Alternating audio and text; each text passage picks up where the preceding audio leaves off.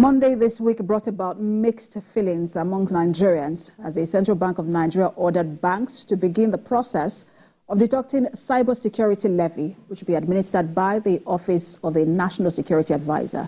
This is Standpoint. I am Precious Amayu. Now, the latest order was disclosed in a circular to different categories of banks, mobile money operators, payment service providers, and others signed by the Apex Banks. Director of Payment Systems Management, Chibuzo Efobi, and Director of Financial Policy and Regulation, Haruna Mustafa. According to the circular, the deduction and collection of the cybersecurity levy is equal to the enactment of the 2024 Cyber Crime Prohibition Prevention Amendment Act of 2024, which provides for a 0.5% deduction of the value of all electronic transactions to the National Cybersecurity Fund, which will be administered by the Office of the National Security Advisor. Immediately, reactions followed this announcement from different quarters. The House of Reps asked the CBN to withdraw the circular, claiming it is ambiguous. Financial analysts say it will inevitably increase the cost of doing business in Nigeria and may impact the growth and adoption of digital transactions. The Nigerian Economic Summit Group also expressed concerns about the timing of the circular. The group pointed out that amidst escalating inflation and financial exclusion, the timing of the cybersecurity levy is inappropriate, given the current cost of living crisis and increased currency circulation. I have joining me three gentlemen to discuss the effects of multiple taxation on the Nigerian economic landscape. We have the Group CEO of Global Investment and Trade Company, Baba Yusuf. He joins me from Abuja studio. We're also joined by lawyer Olayinka Ola Daniels. He joins me via Zoom. And here in the studio, we're joined by an investment banker and a financial analyst, Mukhtar Mohammed. Thanks to all of you for joining us. Thank you. Let me begin with you. This particular directive and circular from the CBN, it caused some kind of uproar. We know that cybercrime is a challenge. It's been a big one, not just for Nigeria, but for Africa. We're losing a lot of money in Africa due to this. So, but one wonders, when that came, people thought that.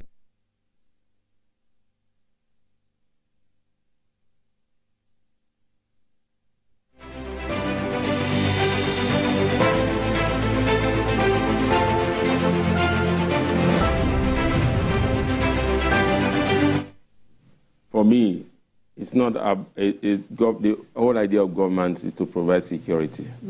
So what you are indirectly telling Nigerians is that we should start paying for the security of our cyberspace, and especially if you want to do banking transaction, you should begin to pay for the security of your funds.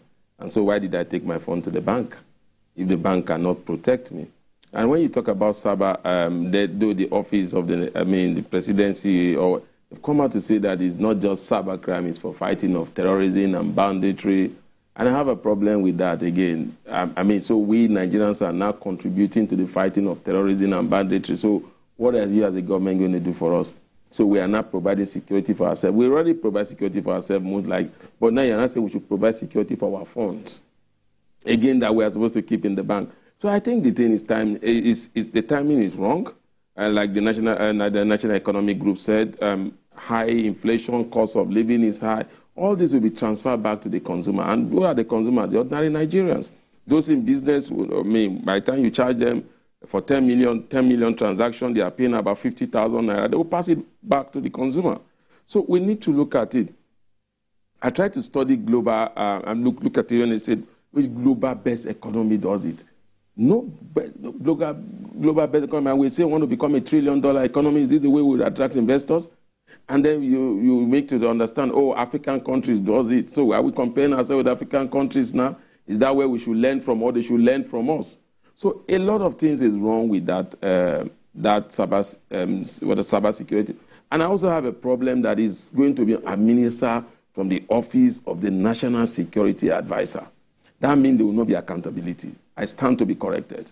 Because we've known, if you want to look at the attitude in terms of government fund, when the security votes to governors, they cannot, and then again, when you ask questions, they will say, due to national security, we cannot see.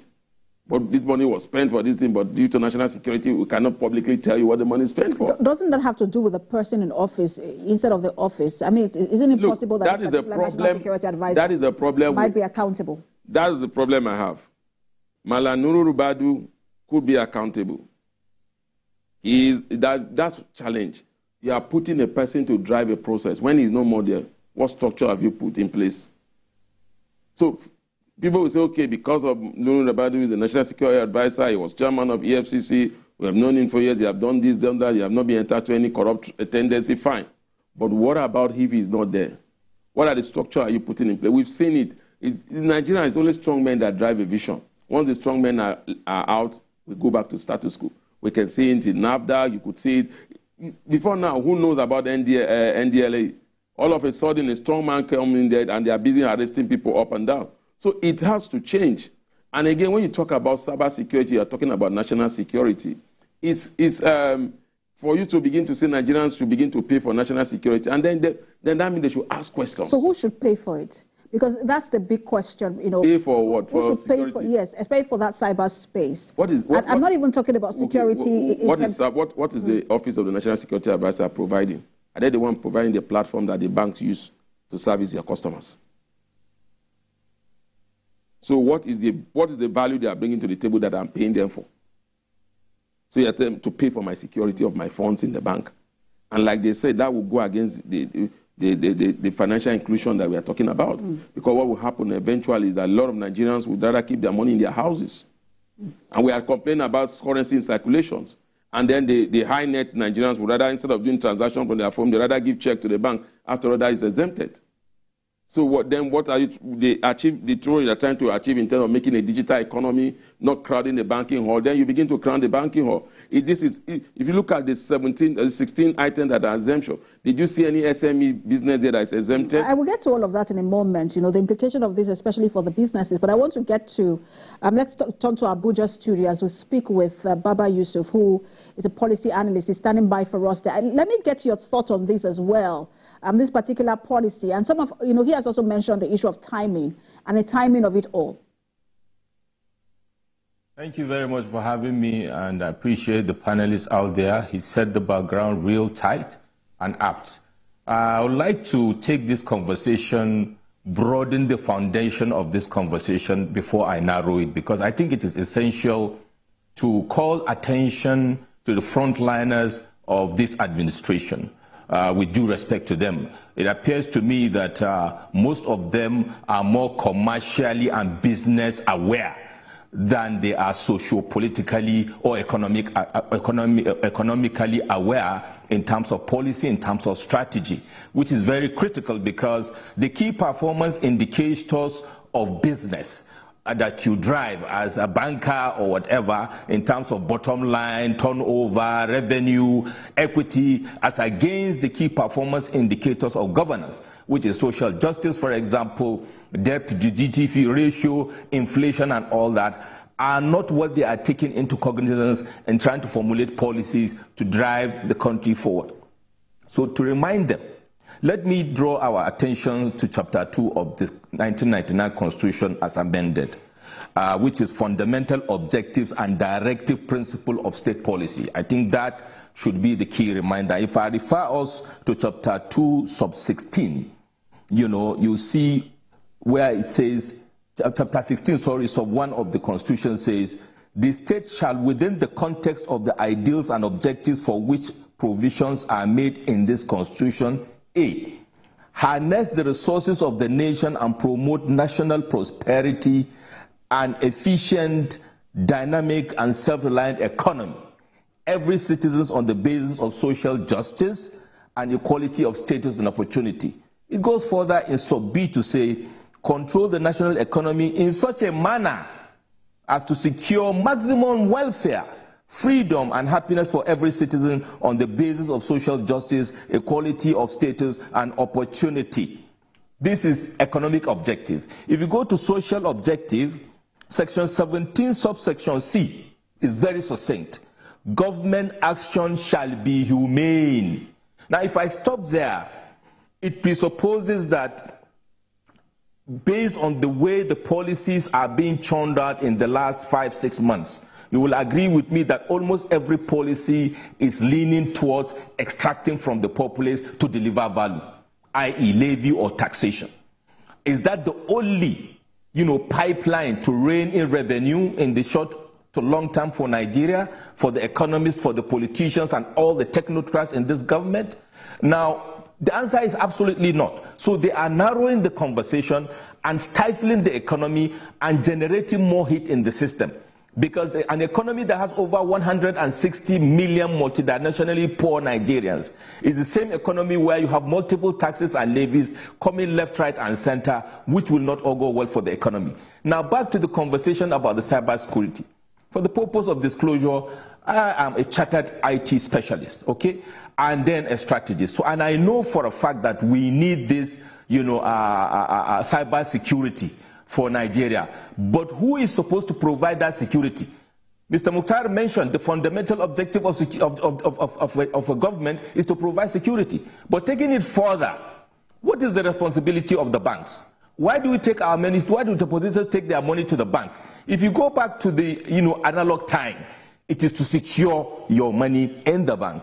In the last couple of years, I agree, the threat of cyber insecurity has been a global issue. And to that extent, I expected the banks to upscale their security infrastructure and architecture to protect my money and the money of all depositors.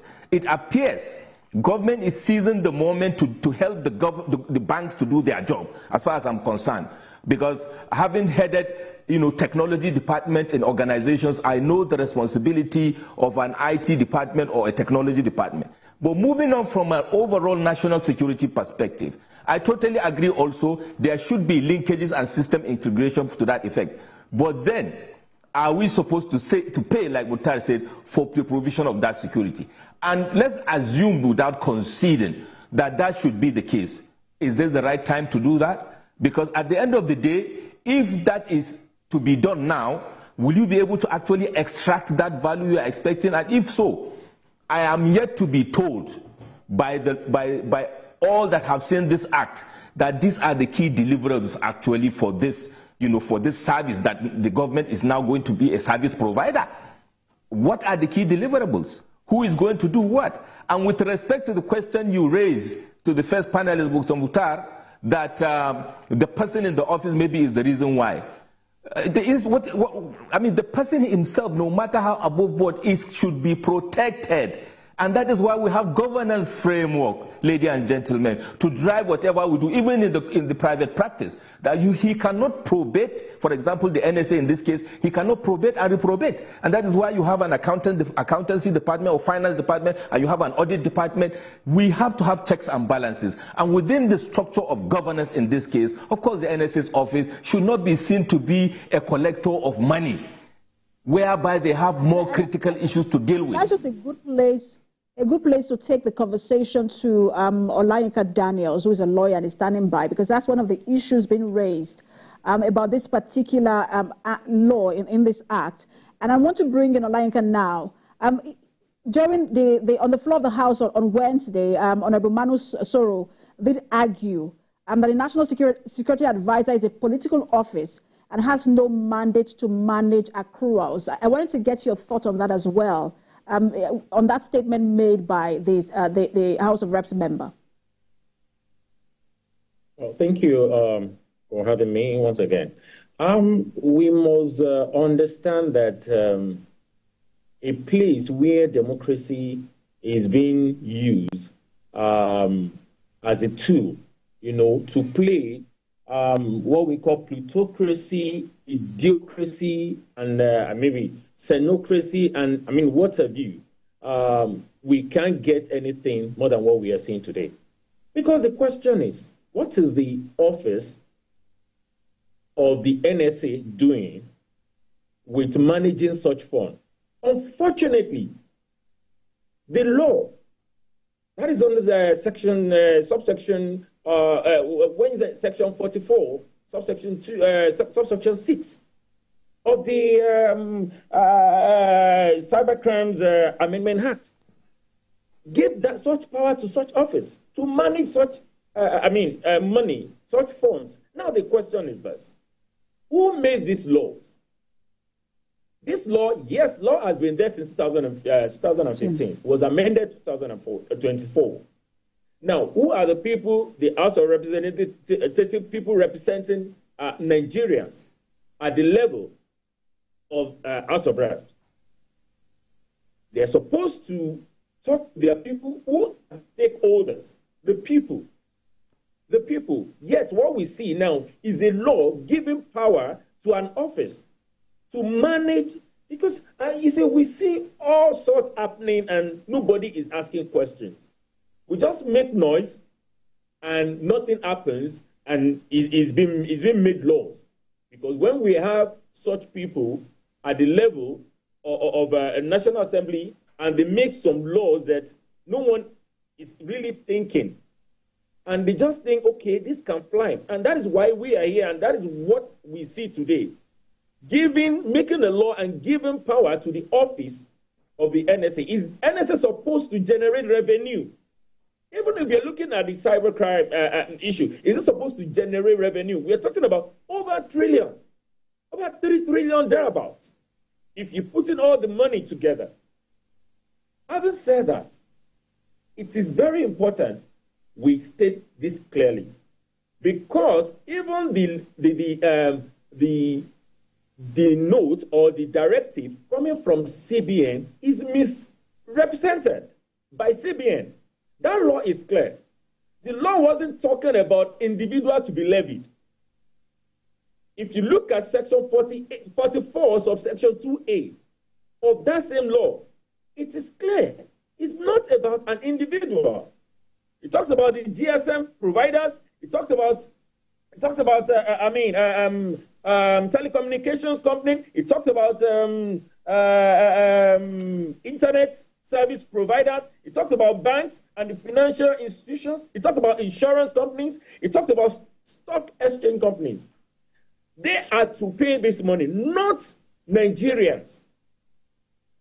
Now, this is a misrepresentation, an error that has been passed across to all the banks to levy individuals, coming up with different taxes. We still have the electronic transfer fee that Nigerians pay on every transfer you make. Now you are coming with cyber crimes levy that has nothing to do with an individual by that law. That law is not ambiguous in any way.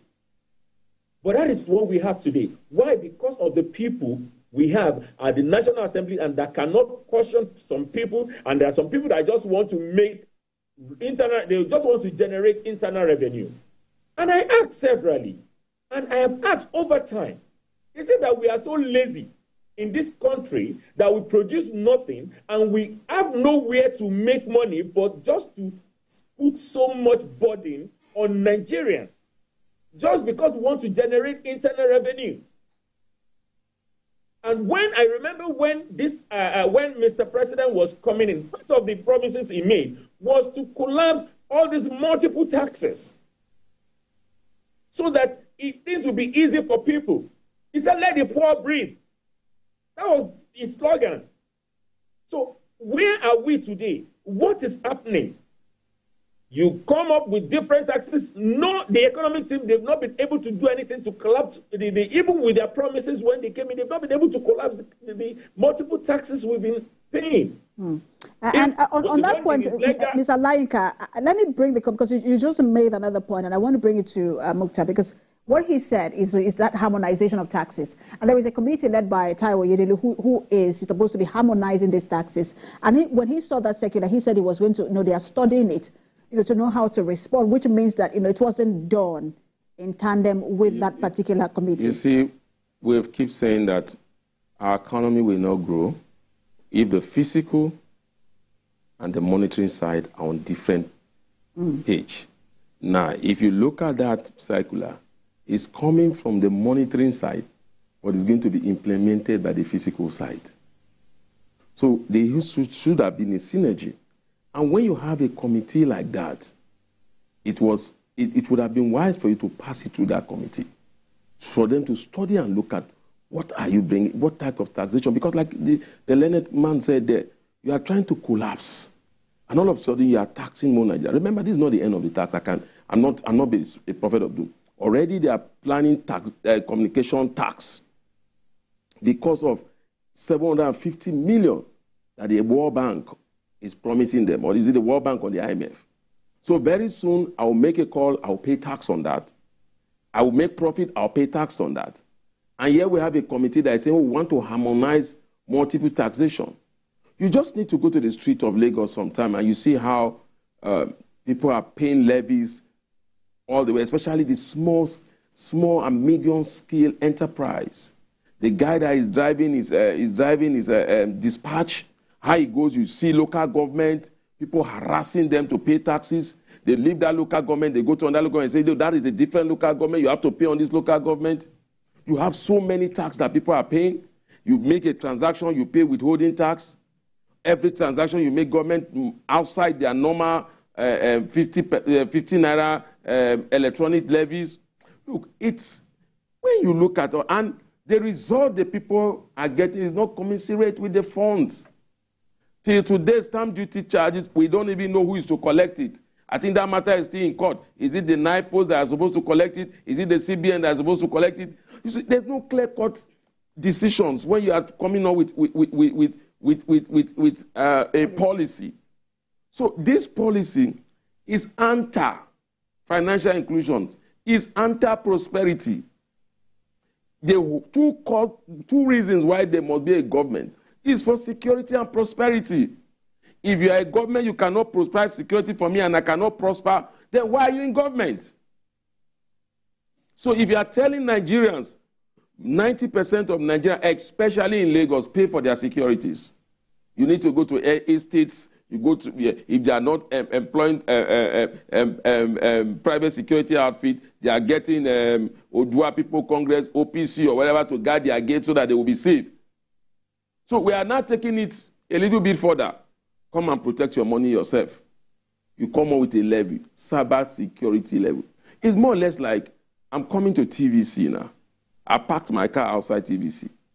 TVC security is saying that as I'm coming in, I should provide security for the man that will take care of my car because they cannot justify my car being safe. And I'm in your premises. So you are telling me I'm using a banking platform. I should pay for the security of my phone because the bank cannot guarantee it. And again, and I ask a question.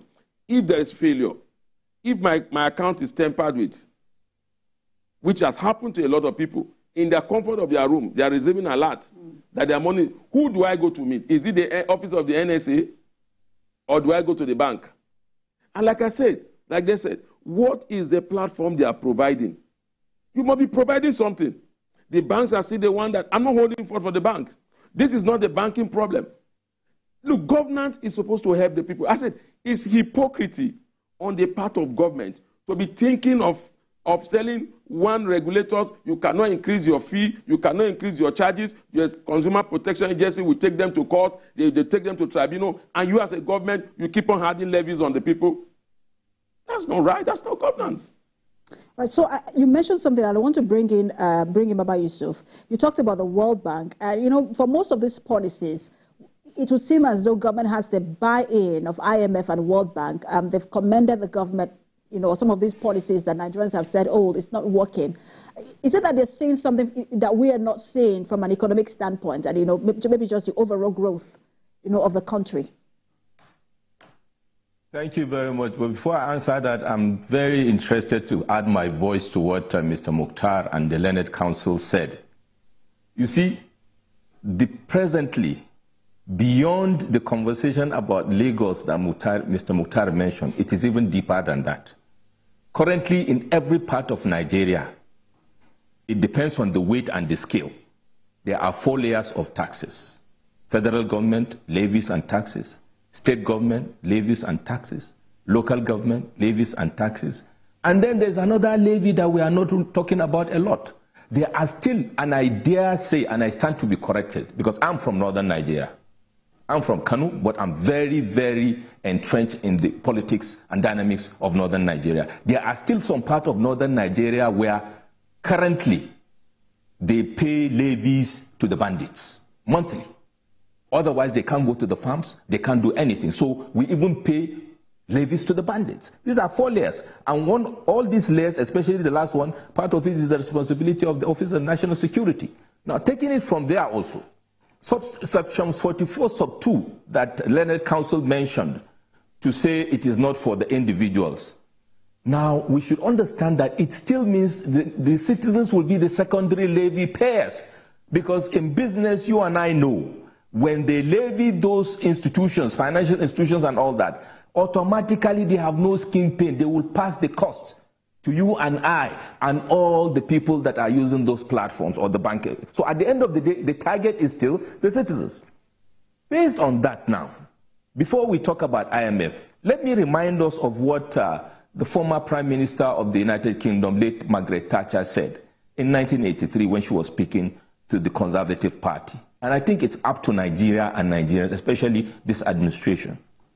She said, and I quote, "No nation ever grew more prosperous by taxing its citizens beyond their capacity to pay. We have a duty to make sure that every penny that we raise in taxation is spent wisely and well." Now, this is apt with the conversation we are having today, and then I will dovetail to the conversation about the World Bank and the IMF and the kind of, what I call political logjam we have found ourselves, because not just in this administration, right from 1999, I can clearly say and clearly remember, even as far back and in early 1992, SDP and NRC, that was the last time we have politics that are defined by ideological, differences.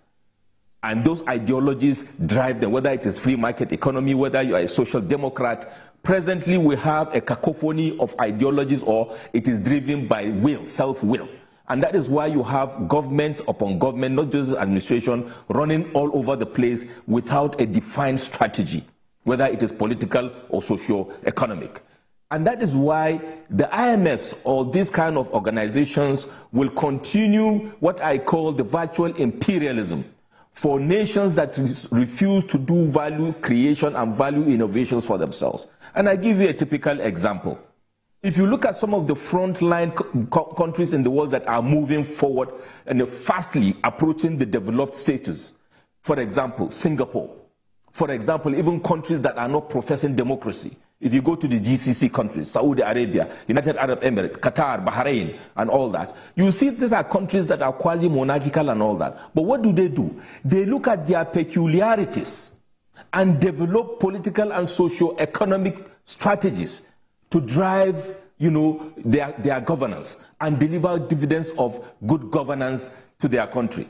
So for me, as I stand today, I would like to see a country like Nigeria, that is called the giant of Africa, that is not bereft of intellectuals in all walks of life, to go with the culture of domesticating policies that will suit our peculiarities.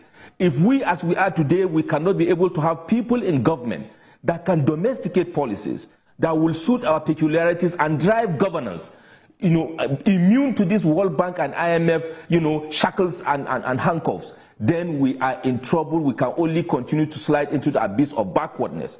Because what we see in successive administrations right from 1999 is what I call policy acrobatisms and imitation madness. Why am I saying so? There is no policy coherence. Today, one institution will bring, we saw the expatriate quota levy, which had to be removed. There was a backtrack by Mr. President. We are seeing all manner of policies clashing against each other, where we are supposed to have policy coordination and policy coherence, which means rather than running all over the place to turn out policies, policies are supposed to be an outcome of an overarching strategy that should be well thought out and that will be interlinked with dependencies and interdependencies. So Nigeria should think, I don't know if that will make sense, but I will say it anyway, the only way forward is for us to domesticate our strategies to suit our peculiarities. IMF will not help us. World Bank will not help us. If we look at those countries I mentioned and others, they have been moving forward irrespective of these indices that are bandied around to scare us and to further choke Nigerians. But some of these, and I'm going to Mr. Laika Daniels now, because some of these policies you've mentioned, some of them are made outrightly by the executive, but some others have legislative backing. And we've heard the Senate say, look, they're not going to go back on this particular law, and you know, they're defending it. They're talking about, you know, probably it's the implementation that will have issues, but not the law itself. Speak to us, Mr. Daniels, on the process of lawmaking. These laws, people have said, no, they're antisocial, they're anti-Nigerian, anti-prosperity, but it was made by the National Assembly. Who should be keeping the National Assembly in check? Speak to us, you know, in terms of all of that and the laws that we make in the country. Yeah, I think first thing we must understand, and we must all agree to, is the fact that most, let me say most, I can't say all, I don't have that fact, but most of our National Assembly members are far from their people. They are not close to their people. The people they represent, they don't even know that. Laws are made for the people. People are not made for law. So now, if you are making laws, you should consider the current and the present society and what is obtainable in our locality. Going by what my senior friend said about IMF, why should IMF dictate to me somewhere in Lagos or somewhere in Ijebu, somewhere in Sokoto, somewhere in Enugu, the locality, they don't even know how things work there. Then they talk to the people at the end of affairs, and they come in the form of advice to them, and all our people do, without even asking questions, without going to their people, without finding out what is happening, without knowing how deep this is to them, they make these laws, they make these policies. That is why we are here, and that is why most of the policies being made, or most of the laws, because, okay, look at this particular Cybercrime Act. Was amended 2024, this year. Ask me, how many people are aware that this was going on, even at the National Assembly? When the first reading, the second reading, the third reading, how many people were aware that this was happening? I doubt, because the truth is I didn't hear anything about it until when it was amended. I'm aware of 2015, but when this was done in 2024, well, we just discovered that it happened. Meaning that we are talking about the executive, the legislative, the judiciary, all of them working together, not independently of themselves. Because they say yes, sir, to the executive. And that is not democracy. That is why I started by saying the other time that I don't think democracy is just a tool that we use to deceive the people, to say, yes, it is the government of the people, for the people, by the people. But that is not what is happening. Because the people are not involved in the governance. And that is why policies are made for themselves or for some people. Number of them don't go to police station, they don't buy fuel. Number of them they don't pay for electricity. Number of them don't pay for all these things because the tax we pay takes care of all these things, all this payment for them. So they don't know, they don't feel it. So they will come, and then again, when they are elected, I mean, they take the party, the political party, above governance. They take the political party above their people. Because when the party is saying, no, this is where we want to go about this, now they don't care whether it's convenient for the people. They don't care whether this will go well with the people. They don't care whether the people will suffer or not. But if this is the decision of the political party, and they call themselves, okay, we have different meetings, private and whatever, then the next thing you hear me, in fact, when I heard Mr. Speaker turning down, suspending the motions, saying that, no, we cannot, turning down the motion to say we cannot consider this, let's reason, let's talk. And I asked myself, are these people for us or for the executives or for themselves? So it's a big question. So that is why you see some of these policies is just for them, not for the masses. Because this is anti-masses policies. Your people cannot be crying, they cannot be groaning, they cannot be complaining every day, and all you do is to bring more pains. This is how this is how they deal with their slaves. They will give you carrots. and you will be happy. And meanwhile, they are using that twist to pin you. And that is what is happening. That is what we are seeing. So I won't call it democracy. Right, I need to put you on hold, Mr. Daniels. I like the analogy you gave about the Enugu, Sokoto, and all of the parts of the country, because sometimes the reality can even be different in these particular states. But we need to interrupt our coverage at this moment, our program at this moment, as we cross over to Abuja, where the Chief of Defense Staff is speaking. Remember, there was a reception for Prince Harry and Meghan at the Army Officers' Mess in Maitama.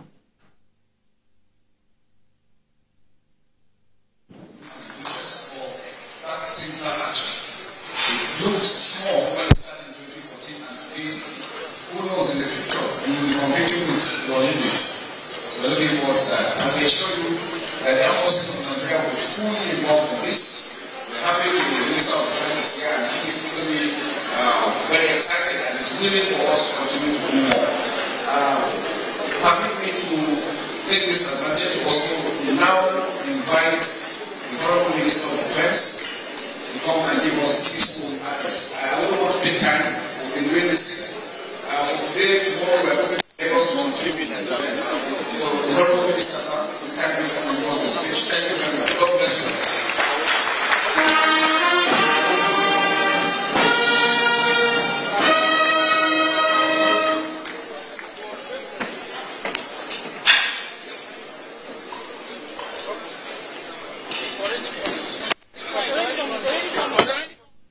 That was the Chief of Defense Staff, Christopher Musa, speaking there at the reception, or grand reception we held for Prince Harry and Meghan at the Armed Forces Officers' Mess in Maitama.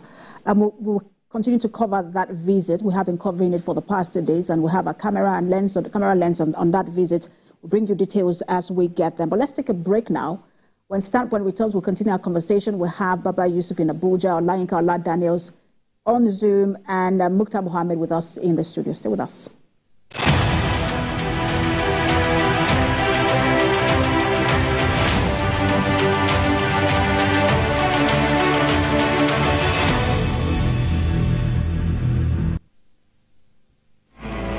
This Sunday, it may be a woman's world, but the men are dominating. But for these women, they are taking the men's job as breadwinners. They are not going to school since their father died. They stopped. I don't have money for their school fees. Memuna, Fatima, and Itohe tell TVC News Joke Adisa how they are breaking their backs to shoulder their families. I want to make kunu. I must fry it first, sieve it, and blend the rice separately. I use whatever I take, from sewing to help my husband with the school fees and to keep the home running. I don't have money to rent a shop. For anything I see, I will save out of it. During school time, go and pay my children's school fees. That's on Sunday Specials, where great stories live.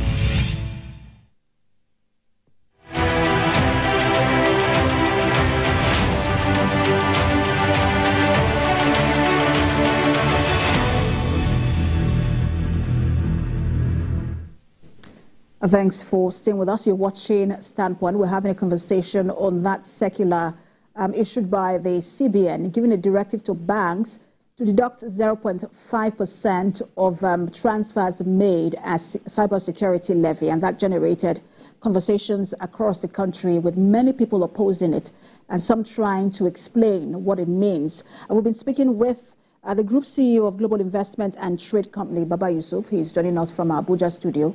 We've also been speaking to a lawyer, Olayinka Daniels. He joins us via Zoom. And with us in the studio here in Lagos is a financial analyst and investment banker, Mukhtar Mohammed. Thank you all for staying with us. Thank you. Let me come to you, because you were speaking to the issue of financial inclusion earlier.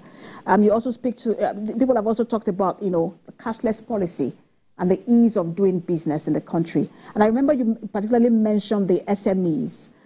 What impact could this have? Because now it has not been, people are saying it has been suspended, it has not been suspended. What the National Assembly said is withdraw that circular and explain, in a new circular. But, what is the implication of all of this? Well, for the National Assembly, like the learned man said, I think they are not for the people, because the House of Rep is saying step it down, suspend it. The Senate is saying no, there's nothing wrong with the law. So it's not today we're seeing executive that are rubber stamp of the executive. I mean, the legislature that just a rubber stamp of the executive. So I'm not expecting anything from them. I'm not surprised. They use all sorts of language, let the poor breathe, you have a lot in your account, enjoy yourself. But I think it was a lawyer, like Daniels was also explaining earlier, that it was not meant to be a levy on the people. But it was meant to be for certain sectors. That's what the National Assembly should have been doing. You were talking about, I was just talking to you about education tax fund, whereby companies are supposed to give a certain percentage of their income for the education tax fund. Why are we not doing that if you want to think about, don't call it cybersecurity. Maybe you are talking about we need to fight banditry and terrorism. We don't have the funds.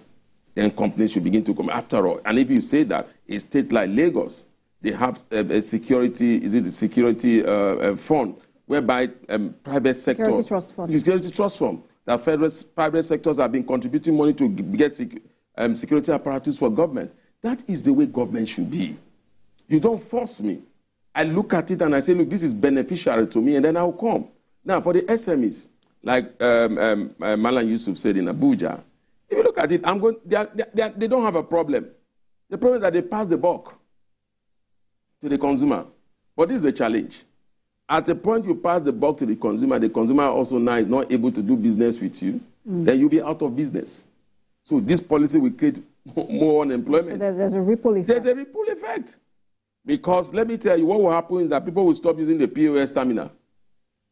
Because if I use the POS terminal, if I go to then everybody will go cash, then we'll get to the bank. And there's a security implication. And that means now these days, when people rob you, they begin to look for your card. They begin to say, oh, put your card pin. Put it. But now then they will know that people are carrying cash all about. Because people don't want to pay that levy. So the government should look at it. When you are doing it, when you're coming up with a policy, first of all, in governance, you look at the security effect of that policy to the people. Then you look at it. It's only in Nigeria that we look only at economic effects. So this government is not even looking at economy. They're looking at revenue. And what is causing all this to a layman, to an economist like me, will be that the government cannot attract investors. And now they are coming back to overtax the people. That's what they are doing. Because they say, no, we want to attract investors, and investors are not coming because the World Bank told you to float your currency, they will help you, they are not helping you. Meanwhile, a country like Egypt, the same policy went there, the World Bank and the IMF and the EU are supporting them to be stable. And here we did the same policy, no support for the World Bank. They have not brought, rather what they are telling us that you should tax the people more. The same Mr. Taiwo Oyede has even told us that they are planning to increase the value-added tax. That is not enough. So when you see all these things, and look, tax has gone beyond using tax to generate revenue. In developed economy, you are using a tax as a tool to attract investment. In our own case, when we want to give company tax holiday, it's how political connected you are. You get it. But in developed economy, they are using tax holiday to create jobs, to build their economy. But here we are still using tax as a means of revenue. Government just wants revenue. Now, since President Tinubu came to power, the 3 tiers of government have had revenue like they've never had before. But the people are more impoverished. They are not bringing anything to the people. Doesn't that also trickle down to the states and what the states are doing? Look, when you talk about states, how many states have been able to generate IGI? Just look at it. State government that celebrate paying salary. All right. So let me take the conversation to Baba Yusuf. Baba Yusuf, I want you to contribute to what we're talking about in terms of the implication of this, especially on the ease of doing business and all the MSMEs. Okay. I will also backtrack a bit to talk about. I heard the discussions about the House of Reps, this rubber stamp conversation, and the Red Chamber, the Senate, actually saying it is not, and against the Constitution. Let me remind the distinguished and honorable members of our Parliament. I refer all of us to Section 162 of the 1999 Constitution as amended. All right, so let me put you on hold. Baba Yusuf, my apologies. Baba Yusuf, I have to put you on hold. My apologies. No, we're dipping an hour held for Harry and Meghan. Prince Harry is speaking at the moment. We'll just take a bit of that. We've been speaking on the directive given by the CBN to deduct 0.5% of cyber security levy from transactions, and that's transfers majorly. Let me get back to you, Baba Yusuf. You were going to speak on the issues, the issue of the cashless policy, the impact on SMEs, but you were touching on the National Assembly. We have just about 2 minutes left. I want to split that time between yourself and online. Okay, so quickly, I just want to refer the National Assembly and all of us to Section 162 when they are saying that the Act itself is not, in parallel to the Constitution. Section 162 says, sub 1 says, the Federation shall maintain a special account to be called the Federation Account, into which shall be paid all revenues collected by the government of the Federation, except the proceeds from the personal income tax of personnel of the armed forces of the Federation, the Nigerian police, etc. 2 says, Section 162 sub 10, which is germane to this conversation, says, for the purpose of subsection 1, the section means that any income or return accruing or derived by the government of the Federation from any source, and includes any receipt, however described, arising from the operation of any law. B, any return, however described, arising in respect of any property held by the government of the Federation. C, any return of interest on loans and dividends in respect of shares or interest held by government of the Federation in company or statutory body, etc., shall all be paid into the Federation account. And therefore, there is no lacuna and there is no doubt that this levy is a form of tax which is a receivable, which should go to the Federation account. So we may even see further down the line, the excellencies joining the foray, the governors, to come and say, hey, we need a piece of the pie. So as far as I am concerned, these policies that are churned out are not well thought out, and they are not a subset of overarching strategy, which should be. The government has 100 days to celebrate in the next couple of days. I have an advice for the president of Nigeria to take the opportunity to review the overarching strategy so that the policy strategy will be in sync with a strategy. There are too many moving parts at the moment, and it will not all go well for us going forward. Real quick, with regards to SMEs, beyond the issue of stifling individuals and SMEs, 80% of the informal sector drives 80% of our economy, and it is very important. My apologies, Baba Yusuf. So sorry. I don't even have enough time to give to Olayinka Daniels at this moment, because that program in Abuja did eat into our time. But we do have to leave it. Olayinka Daniels, okay. My apologies. I wanted to give you the last say, but time is up, and we have to go now for the news to come on. Thank you so much, gentlemen, for your time. Interesting conversation, but not enough time. Mukhtar Mohammed, financial analyst, investment banker, thank you so much. The group CEO of Global Investment and Trade Company, Baba Yusuf, thank you. And lawyer Olayinka Daniels, thank you so much. I know I'm going to talk to you over and over again, so thank you so much for your time. Now, that's Start Point this week. Remember, you can watch the repeat broadcast at 11 p.m. tonight and 5 a.m. on Sunday morning. Thanks for watching. I am Precious Amayo.